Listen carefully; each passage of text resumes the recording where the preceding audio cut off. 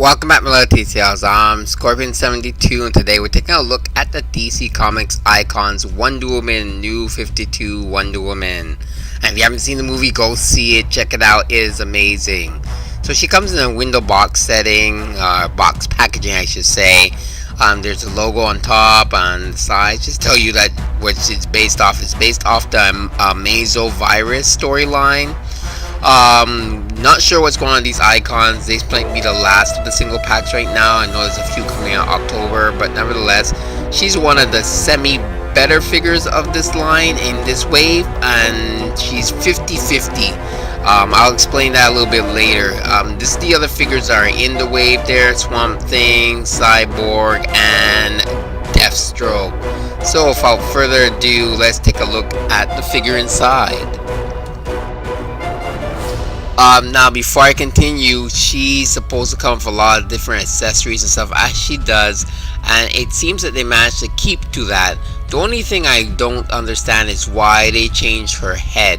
She's supposed to have long hair, not wavy flowing hair as it was shown in the advertisement for the pre-order, but for some reason we got a different head for this Wonder Woman, which matches the one that came in the 7-pack, which is a little disappointing because I would have really rather the other head. They always have instructions to tell you how to put the accessories on, off, and also to switch the hands. Like I said before, really thrilled she comes with all these accessories, and they look great, but each of them have their own unique problem when you actually try to use a Wonder Woman. Alright, so now we're going to take a look at the articulation of the DC icons. Well, you know, we're talking about Wonder Woman, DC icons, Wonder Woman. I already said in the beginning. Sometimes they just repeat things unnecessarily. So, as I mentioned in a lot of my videos, when it comes to female figures, I do love it when their hair is very pliable. This one is really well sculpted, by the way, and it's pliable like plastic, so you get a good range of motion here. Head can look down, kind of look up, but then again the hair kind of gets in the way, but it's understandable. Rather that than rooted hair, because rooted hair tends to get messy after a while. Shoulders go upwards, biceps here, so in the biceps, elbows, double jointed elbows. This part's for shield there. Here you have the hinge at the wrist, as well as swivel and all that kind of stuff, so it can go from side to side. Love the fact that they have like articulation here in the upper chest. So get some nice poses. She has ab crunch, which is even cooler. Let's see. Here they've been doing the drop leg hinge, so you can drop her leg down and bring it up. So a lot of them have been doing this for their icons now. Any future icon figures, as well as their bombshell figures, they have that drop leg thing, so you can get like new nice poses. The skirt, really pliable, really nice. There's no way you can't get a nice pose out of this Wonder Woman. It's really cool. Look, you even have the hook here for her lasso. It's this part that could have been a little bit more stronger, but because it's all part of the same design and same mold, it's going to be soft. But nevertheless, I'm not going to complain too much about that. It's just the fact that you can really get her legs kicked up from side to side. You can really get some nice like kick poses and stuff with this Wonder Woman figure. No thigh swivel. That's why they have the drop leg thing, but a lot of the other figures, some of the other figures that come with that having thigh swivel, but I'm not going to ramble too much on that. I do like the fact that you can even, just the fact you can get her leg up where it's like this and kicking is good enough for me. Double jointed knee. There's a swivel at the boot, which I wasn't expecting. And then you have here the ankle pivot, as well as the ankle rocker type thing. They have their system of ankle rocker. So there's a lot of ways you can pose Wonder Woman, and a lot of different ways that you can display her, which is really cool.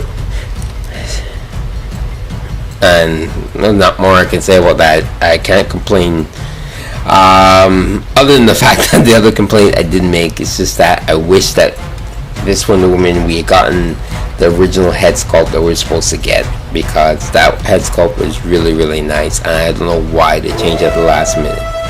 So as you can see, that sculpting, articulation, and overall our look of Wonder Woman is great. Only problem is her accessories. So the sword doesn't really hold well in her hand. She can barely grip it, and it's really loose. As for the shield is supposed to put it on. You can clip it onto that like plastic wrist gauntlet that she has on there, the leather. But it pops off. You have to really get it firm. But even a little tap and stuff will kind of knock it off. There is a way to actually also. She has another one of those same like push in like inserts there in the shield on her back. So that strap on the back is to allow you to put the shield there. In order to do that, you have to stick it through the back of her hair, which is this little cut and groove inside of there. Yet again, it kind of holds just for a bit, but one little tap or one little hit and that shield is coming off. Then we have her sword that fits nicely in the leather belt strap that is provided there, holds really firmly, as well as her lasso of truth that hangs on a little hook there on the side of her belt. As I mentioned, it's a little flimsy, it might pop off. Then we have the extended lasso, which holds really well in her hands. You can catch her any bad guys you want. Harley, what are your plans? I'm gonna buy a pie. So, biggest scale shocker of them all is here. The one on the left is the Rebirth Wonder Woman from the box set, and the one on the right, of course, is the one I'm reviewing today.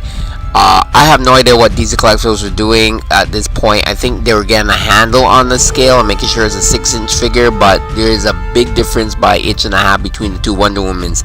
Nevertheless, the two Wonder Womans come from a completely different era, you know, the New 52 and Rebirth.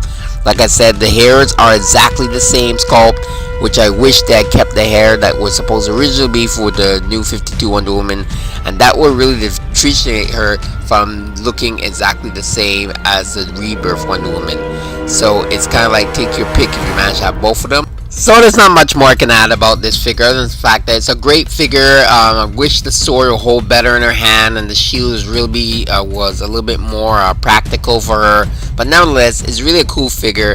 As you can see in the height difference for all the other icons there where she stands. That new Rebirth Wonder Woman really towers over all the other female figures. So this one's a little bit more suited for the way the line was at the beginning.